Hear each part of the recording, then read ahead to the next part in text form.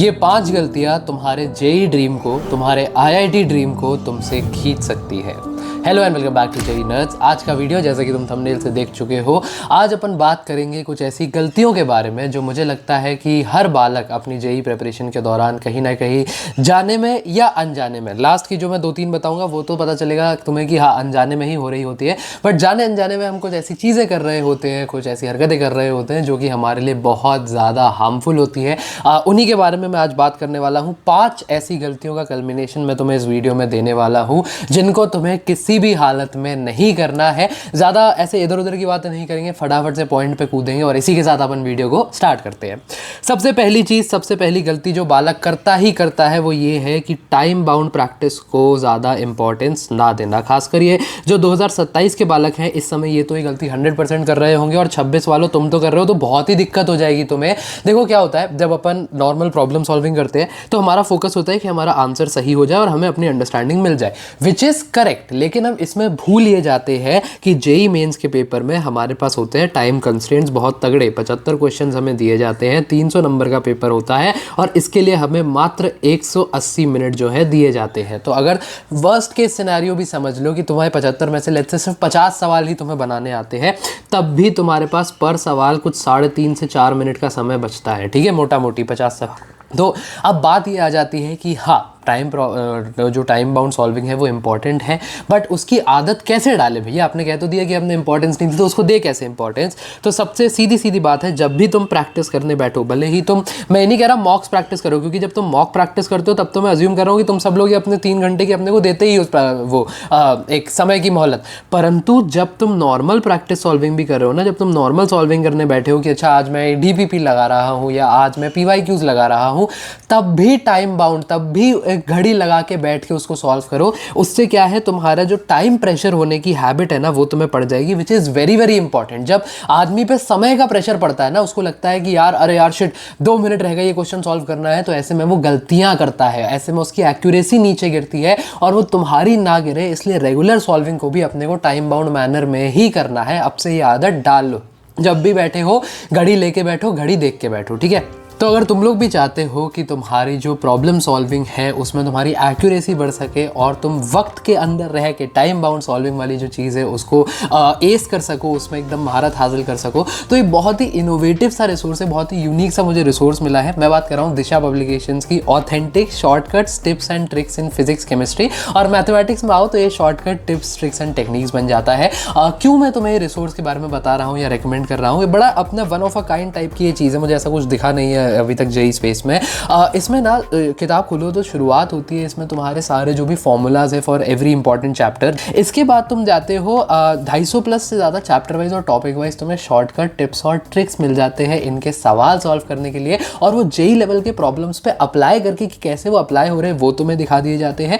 500 से ज़्यादा इलस्ट्रेशंस तुम्हें दिए हैं शॉर्टकट मेथड से, जो कि तुम्हारे जेई मेंस के प्रीवियस ईयर क्वेश्चंस पे भी इन्होंने ऐसे अप्लाई करके दिखाए हैं कि कैसे कहाँ से शॉर्टकट से तुम कितना जल्दी सवाल को सॉल्व कर सकते हो, कैसे इजी सॉल्विंग हो सकती है। इसी के साथ साथ कुछ जेई लेवल क्वेश्चंस के वीडियो सॉल्यूशंस प्रोवाइड करें। किसी को है कि भाई साहब शॉर्टकट है या कैसे ट्रिक लग रही है नहीं समझ आ रहा, तो वहाँ वीडियो सॉल्यूशंस तुम्हारे काम आ रहे होंगे। 325 से ज़्यादा तुम्हारे चैप्टर वाइज जेई के क्वेश्चंस और एक्सरसाइजेज हैं with accurate and shortest possible solutions. ये इनके कवर पेज पे ही दी हुई है जानकारी, वहीं से पढ़ रहा हूँ मैं, तुम्हारे सामने है। तो ऑल इन ऑल बड़ा एक कॉम्प्रीहेंसिव सा रिसोर्स है जहाँ पे तुम्हारा जो क्विक सॉल्विंग वाली चीज़ है, जो टाइम बाउंड सॉल्विंग वाली चीज़ है, वो तुम्हारी एनेबल कर रहा होता है। इसका लिंक वगैरह तुम्हें डिस्क्रिप्शन में मिल जाएगा, वहाँ से जाके तुम इसको चेकआउट कर सकते हो। मेरे मानने में बहुत बढ़िया रिसोर्स है, खासकर जेई मेंस के लिए, और जेई मेंस 2026 इतना करीब भी है तो और तुम्हारे लिए यूजफुल हो सकता है। फटाफट जाओ इसको चेकआउट करो। दूसरे पॉइंट पे चलते हैं, लीविंग इंपॉर्टेंट टॉपिक्स। मतलब ये तो भाई मतलब सब सोचेंगे कि भैया ये कहती है तो बड़ी स्टुपिडिटी वाली बात है, ये तो गलती कोई भी नहीं करता होगा, आपने ये पॉइंट क्यों ही डाला हुआ है? मैं बताता हूँ। होता ये है, खासकर जो अभी 2026 को एम कर रहा बालक होगा ना, वो ये गलती सबसे ज़्यादा कर रहा होगा। अपने को क्या होता है, कुछ टॉपिक अपने को बहुत ईजी लगते हैं, कुछ टॉपिक अपने बहुत फेवरेट होते हैं, और कुछ टॉपिक जो होते हैं वो हमें बिल्कुल नापसंद होते हैं। ठीक है, तो 2 चीज़ें आ गई, एक आ गई हमारे पसंद की चीज़ें, एक आ गई हमारी नापसंद चीज़ें। अब अक्सर जेई में ऐसा होता है कि जो हमारी नापसंद की चीज़ें होती है ना, वही हाई वेटेज निकलती है, उन्हीं की इंपॉर्टेंस बहुत ज़्यादा होती है। मैं तुमको मिसाल के लिए अगर एक एग्जांपल दूं तो मुझे बहुत पसंद था काइनेमैटिक्स वगैरह के चैप्टर्स, जो मैकेनिक्स के चैप्टर्स थे, और मुझे इनको सॉल्व करने में बहुत मज़ा आता था, ठीक है। कॉन्ट्ररी टू दिस, मुझे रोटेशनल मोशन जो था बिल्कुल भी पसंद नहीं था। मुझे लगता था अरे यार ये तो बहुत ही गंदी चीज़ है। मुझे फ्लूइड डायनामिक्स जो होता है वो बिल्कुल पसंद नहीं था, फ्लूइड मैकेनिक्स बिल्कुल पसंद नहीं था, मुझे लगता था बेकार चीज़ है। लेकिन बात यह है कि काइनेमैटिक्स से आते हैं सवाल, आ जाएंगे, लेकिन एक या दो सवाल आएगा, उससे ज़्यादा सवाल नहीं आएगा। अब मैं यहाँ पे घंटों घंटों ऐसे लगाया हूँ कि आवर्स ऑन आवर्स मैं यहाँ काइनेमैटिक्स से क्वेश्चन लगा रहा हूँ। क्यों? क्योंकि मेरे को एक मेंटल वैलिडेशन मिल रहा है, मेरे को एक अच्छा ग्रेटिफिकेशन मिल रहा है कि मैं सॉल्विंग कर पा रहा हूँ। लेकिन यहाँ जो टाइम मैं एक्स्ट्रा अननेसेसरी दे रहा हूँ, यहाँ मुझे पता है कि अगर मैं 2 आवर्स काइनेमैटिक्स की प्रैक्टिस करूँगा तो मेरे ये 1 से 2 सवाल निकल जाएंगे। 2 आवर्स तो चलो कम हो गया, 4 से 5 आवर्स में करूँगा तो मेरे 1 से 2 सवाल निकल जाएंगे। अब मैं उसकी जगह काइनेमैटिक्स को ही 12-12 घंटा सॉल्व करता रहूं। क्यों? क्योंकि मुझसे सॉल्व हो जा रहा है, मज़ा आ रहा है तो करता जाता हूं। उसकी बजाय मैं सिर्फ उसको 4 आवर्स ही दूं और यहाँ से जो 8 आवर्स कटे हैं उसमें परेशान हूं, अपने स्ट्रगल करूं, सर पे मुक्के मारूं और रोटेशनल सॉल्व करूं। मैं समझ आता है तुम लोगों को जो चीज़ें अपन को डिफ़िकल्ट लगती है, अपन उनसे भागते हैं, उनको वक्त नहीं देते। वक्त हमारे पास होता है वक्त, वो 8 घंटे मेरे पास है, वो मैं उसको काइनेमैटिक्स में दे रहा हूँ ताकि उसका कोई यूज़ नहीं है। एग्जाम्पल है, तुम समझ रहे हो मेरी बात को। उसको हटा के इंपॉर्टेंट टॉपिक्स को दो, क्योंकि रोटेशन को दो, क्योंकि रोटेशन से मुझे पता है कि एक सवाल 100% आना है। अगर मैंने अपना काइनेमैटिक्स का सवाल जो है वो एश्योर कर लिया है तो मैं यहाँ थोड़ा दिमाग खपाता हूँ ना, बजाय इसके कि मैं डर के इसको छोड़ दूँ, बैठा रहूँ। ठीक है, किसी के पास बिल्कुल ही टाइम नहीं है तो ठीक है, वो 4 नंबर है, छोड़ दो। लेकिन तुम्हारे पास टाइम है, तुम उसको गलत जगह दे रहे हो। तुम्हें पता है काइनेमैटिक्स में तुम्हारा वो सवाल निकल जाएगा तो उसको दूसरी जगह लगाओ। और इसका मतलब ये कतई नहीं है कि तुम अपने हाई वेटेज और अपने स्ट्रेंथ्स को भूल ही जाओ कि भैया ने कहा था कि रोटेशन कर लो, अपने डिफिकल्ट चैप्टर्स कर लो और हमने सिर्फ वही करे, अपने आते हुए छोड़ दिए। नहीं, उसका तात्पर्य ये है कि अगर तुम्हारे जो स्ट्रॉन्ग चैप्टर्स हैं वो तुम्हारे 100% प्रिपेयर हो गए हैं तो अब बस अपने एक एक्सटर्नल मेंटल ग्रेटिफिकेशन के लिए, जो कि अननेसेसरी है, सिर्फ उसी को मत करते चले जाओ। ठीक है, मैंने यहाँ काइनेमैटिक्स और रोटेशन का एग्जाम्पल दिया। तुम कोई सी भी और सिचुएशन में, I am pretty sure you guys are smart enough, इसको तुम अंडरस्टैंड कर लोगे। ठीक है, बात समझ में आई? अगर क्लियर नहीं हुआ हो तो भी कमेंट्स में पूछ लेना कि भैया सेकंड पॉइंट को दोबारा एक्सप्लेन कर दूँ, मैं दोबारा शॉर्ट बना के समझा दूंगा। But I hope I was clear. ठीक है, find out the high weightage chapters and give them enough time. तुम्हें पता है कि अपने को हाई वेटेज चैप्टर्स को पर्याप्त टाइम देना है। I think I have made myself very clear.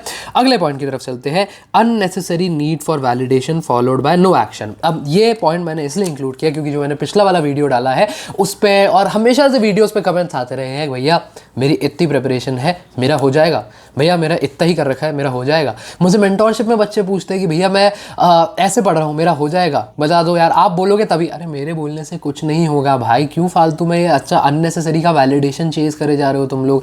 मैं यहाँ बैठ के अपने घर से तुम लोगों को इस वीडियो कैमरा के थ्रू बता दूंगा कि अच्छा हो जाएगा, तो तुम्हारा नहीं होगा।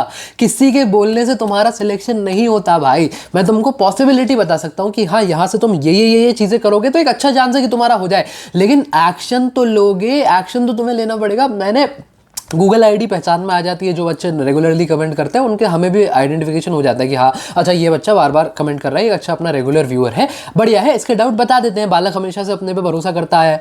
मैंने देखा है भाई कि जब मैंने 3 मंथ स्ट्रैटेजी बताई, या जब आज से 4 महीने पहले मैंने वीडियो बताई, तब वो कह रहा था कि भैया 7 महीने का टाइम बचा है, क्या मेरा हो जाएगा। और आज वो 3 महीने पे भी आके वही बात पूछ रहा है कि क्या मेरा हो जाएगा। जब मैंने 7 महीने पहले जो चीज़ें करने को बोली नहीं थी, तुमने वो की ही नहीं, तो आएगी ना फिर ये नौबत की 3 महीने में तुम्हें पूछना पड़े। प्लीज़ ये अननेसेसरी वैलिडेशन चेज करना छोड़ दो कि ये बोल देगा तो ही मेरा हो जाएगा, वो बोल देगा तो ही।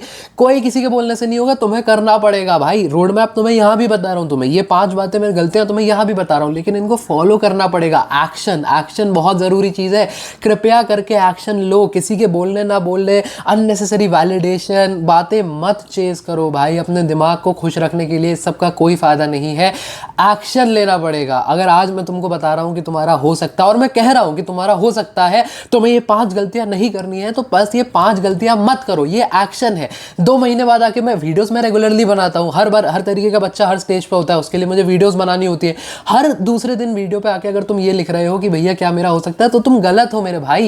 एक्शन लो, काम करो। मुझे नहीं चाहिए कि तुम मेरी वीडियो का एंगेजमेंट बढ़ा दो। कमेंट करना है तो ये करो कि भैया मैं 5 गलतियां नहीं करूंगा और मैं फोड़ूंगा, ये कमेंट करो, मुझे भी पढ़ के अच्छा लगेगा। अननेसेसरी वैलिडेशन चेज करके कुछ नहीं होगा। और ये कमेंट्स की बात नहीं है, मैं थोड़ा एक ही एग्जाम्पल में ज्यादा घुस गया। इन जनरल बता रहा हूँ कि मम्मी बोलेगी तो ही पढ़ूंगा, पापा बोलेंगे तो ही मेरा होगा, ऐसा नहीं होता। सिर्फ अपने अंदर से लाओ, अपना एक्शन लेंगे। तुम्हें लगता है तुम्हारा होगा तो ही तुम्हारा होगा। तुम एक्शन लेने के लिए रेडी हो कि मेरा होके रहेगा तो ही तुम्हारा सिलेक्शन होगा। सीधी सीधी बात है, ठीक है। अगली बात की तरफ चलते हैं। फोर्थ गलती जो मुझे लगता है बालक करेगा इस सब में वो ये कि settling for less and giving up. अब मुझे 2 साल हो गए इस जेई स्पेस में, 2 बार ये सीज़न मैंने देख लिया है और अक्टूबर नवंबर का जो ये टाइम है मैंने सबसे ज़्यादा देखा है कि इस समय बच्चे गिव अप मार देते हैं। उनका सीधा होता है या तो 2 तरीके के सिनेरियो आता है कि भैया अप्रैल अटेम्प्ट में देख लेंगे, एडवांस का क्या है NITs भी बढ़िया होते हैं बहुत ये, और एक दूसरा सिनेरियो ये आता है कि हाँ जनवरी अटेम्प्ट को ऑल ओवर इसको करके अपन IIT फोड़ेंगे। एक पॉजिटिव एक नेगेटिव सिनेरियो। देखो तुमने 2 साल इस पेपर की जो है पूरी तैयारी वगैरह करी है ना, तुमने 2 साल इसमें मेहनत करी है, तुम जुड़े रहे हो हमारे साथ, तुमने DPPs लगाई, क्वेश्चंस लगाए, चैप्टर्स लगाए, सारी चीज़ें तुमने करी है। ये लास्ट के 2 महीनों को तुम क्यों डिफाइन करने दे रहे हो अपने पिछले 2 साल की प्रिपरेशन? जब तुम्हें पता है कि तुमने IIT एम किया था, तुमने IIT को चुना था, तो तुम नीचे क्यों कर रहे हो अपना एम? क्यों? तुम्हें पता है तुम्हारा पोटेंशियल ज़्यादा है यार, मुझे पता है तुम कर सकते हो, तो तुम क्यों सेटल फॉर लेस करना चाहते हो? NITs बहुत अच्छे हैं, DTU बहुत अच्छा है, NSUT बहुत अच्छा है, बहुत बच्चा प्लेसमेंट फोड़ रहा है, लेकिन IIT बॉम्बे CSC तो IIT बॉम्बे CSC है ना भाई, IIT Delhi CSC IIT Delhi CSC है। तुम क्यों एम अपना नीचे कर रहे हो? अभी तुम्हारे पास टाइम है, खींचो। जनवरी अटेम्प्ट फोड़ोगे तो एडवांस के लिए बहुत टाइम मिलेगा, IIT निकाल सकते हो यहाँ से।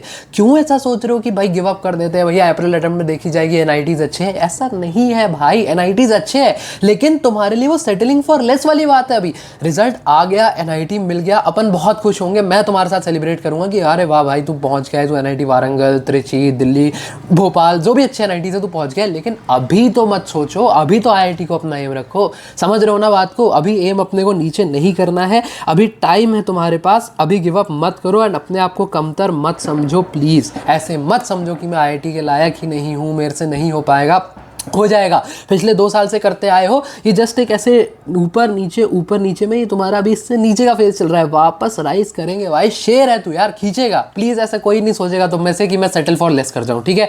अगली और आखिरी गलती पर चलते हैं, और ये थोड़ा सा मुझे लगता है सबसे ज़्यादा लोग जो जाने अनजाने में ये चीज़ कर रहे होंगे और अभी भी कर रहे होंगे कि फालतू लोगों से तुमने दोस्ती कर रखी है और तुम ओवर थिंक कर रहे हो। एक छोटी सी कहानी मैं तुमको बताता हूँ। मेरे साथ, मैं जब अपनी 11वीं 12वीं में था तो कुछ लोग ऐसे थे अननेसेसरीली नेगेटिव, अननेसेसरीली। मैं कुछ भी अच्छी चीज़ करूं और मैं कुछ भी अच्छी बात करूं, या ये कि मेरे अच्छा लेट्स से कॉमन टेस्ट हुआ है, उसमें 300 में से मेरे 160 नंबर आए। ब्रो 160 ही आए यार, इतने में तो NIT भी मुश्किल ही होता है। कोई नहीं यार, मैंने 120 से 160 इंप्रूव करा है, चाहे तो अगला मुझे मोटिवेट कर सकता है। कोई नहीं, 180 लेकर आ, 300 लेकर आ, 200 लेकर आ, 220 लेकर आ। अननेसेसरी नेगेटिव लोग जो होते हैं ना। और अच्छा हुआ पता है, ये जो 160 वाला भाई है, उसका हुआ ये कि जब रिजल्ट आया जेई का तो मेरी 99 परसेंटाइल थी, मेरी DTU सीट कन्फर्म हो चुकी थी और इसकी 5 डिजिट रैंक भी नहीं बन रही थी। समझ रहे हो बात को तुम? 6 डिजिट में गई है, लाख में बात गई थी इसकी रैंक की। तो लास्ट डे पे किसी को नहीं पता किसका क्या रिजल्ट आएगा, लेकिन जो लोग अभी से तुम्हारा खून चूस रहे हैं, मेंटली तुम्हें ट्रेन कर रहे हो, और ज़रूरी नहीं है सिर्फ दोस्तों में हो, रिश्तेदारों में भी ऐसा हो सकता है। और अपन बहुत बड़ा टाबू है कि भाई रिश्तेदारों को अपन क्या ही बोल सकते हैं, वो तो मामा भौंजी मौसी जो भी चाचा चाची हैं उनकी बात तो हमें सुननी है। कोई ज़रूरत नहीं है, अपने आप को कट ऑफ कर लो। मैं ये नहीं कह रहा बदतमीज़ी कर दो, तुम उनसे लड़ने बैठ जाओ, नहीं, सुनना छोड़ दो। जो भी लोग तुम्हें ऐसा लगता है कि तुम्हें मेंटली ड्रेन कर रहे हैं, तुम्हें पीछे खींच रहे हैं, तुम्हें डीमोटिवेट कर रहे हैं, जिनकी बातें तुम रात भर बैठ के सोचते हो कि यार उसने ऐसा क्यों बोला। मैं सोचता था यार, मैं ऑनेस्टली बता रहा हूँ तुम लोगों को, being very honest with you guys, मैंने गलतियाँ करी है, तभी मैं तुमको आके यहाँ ऐसे PPT बना के बता पा रहा हूँ, वेल एक्सप्लेन कर पा रहा हूँ, क्योंकि पता है गलती करके बैठा हूँ मैं। अगर तुम ऐसे भी किसी व्यक्ति के साथ बातचीत में हो जिसके कारण तुम रात भर ओवर थिंक कर रहे हो कि यार मैं क्या कर रहा हूँ, मेरा कुछ नहीं होगा, वो तुम्हें काट दो, बंद कर दो रिश्ता। कॉलेज जाके बहुत सारे दोस्त मिल जाएंगे। रिश्तेदार दुनिया में बहुत अच्छे वाले भी होते हैं। किसी से बदतमीज़ी नहीं करनी, किसी से कुछ नहीं करना, बस चुपचाप बात करना बंद कर दो, दूरी बना लो, सिर्फ पॉजिटिव लोगों के साथ रहो। ऐसे लोग, मेरे जैसे तिजिल को तुम लोग जानते हो, तिजिल हमारे साथ है चैनल में, मेरे बहुत सारे दोस्त हैं, वो पॉजिटिव थे। मेरे आज नहीं आया यार नंबर 300 में से मात्र 50 नंबर आए। कोई बात नहीं भाई, कम है, मुझे पता है, मैं तुझे झूठ नहीं बोलूँगा, तेरे नंबर कम आए हैं, लेकिन तू अच्छा कर सकता है। ये गलतियाँ तेरे मौके में मुझे लग रही हैं, तू इनको देख, इन पर काम कर, दोनों भाई अगले एग्जाम में फोड़ेंगे। इस तरीके के जो दोस्त हैं उनके साथ रहो। नहीं मिलते हैं कोई बात नहीं, कॉलेज में मिल जाएंगे। अभी नेगेटिव लोगों के साथ तो कतई मत रहो इस डर से कि यार मैं अकेला पड़ जाऊंगा जीवन में, तो नेगेटिव है तो क्या हुआ, मुझे एक दोस्त तो मिला हुआ है, ऐसा कुछ नहीं है। ऐसे दोस्तों की हमें कोई ज़रूरत नहीं है, ठीक है? तो ये 5 गलतियां जो है ये अपने को नहीं करनी है। बाकी और उम्मीद करूंगा मैं कमेंट्स में कि तुम लिखोगे कि ये 5 गलतियां मैं कतई नहीं करूँगा या ये गलतियाँ मैं कतई नहीं करूँगा। I will not make these mistakes. और कोई दिक्कत परेशानी वगैरह हो तो तुम कमेंट्स में ड्रॉप कर सकते हो। पढ़ाई करते रहो। All the very best. Good bye.